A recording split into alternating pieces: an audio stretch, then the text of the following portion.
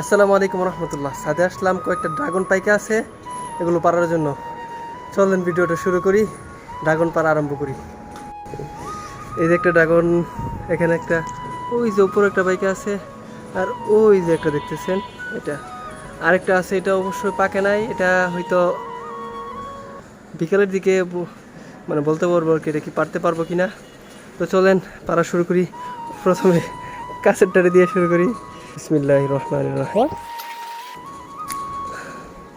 এই যে পারলাম প্রথমটা, তারপর উপরেরটা পারি। এই যে উপরেরটা পারি, নিচে রাখলাম, এটা রেখে এখন উপরেরটা দেখি। বিসমিল্লাহির রহমানির রহিম। মা কাড়া রে, কাড়া, মারাত্মক কাড়া।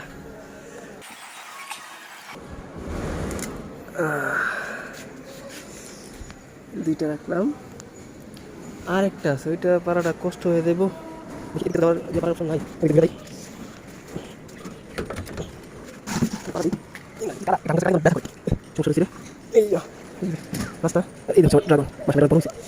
ওই দুইটার তুলনায় এটা কালারটা সুন্দর আসছে, বড় হয়েছে। এক পায়রা নিলাম। এইটা হচ্ছে ড্রাগন। এই ড্রাগনগুলা মাত্র পারলাম।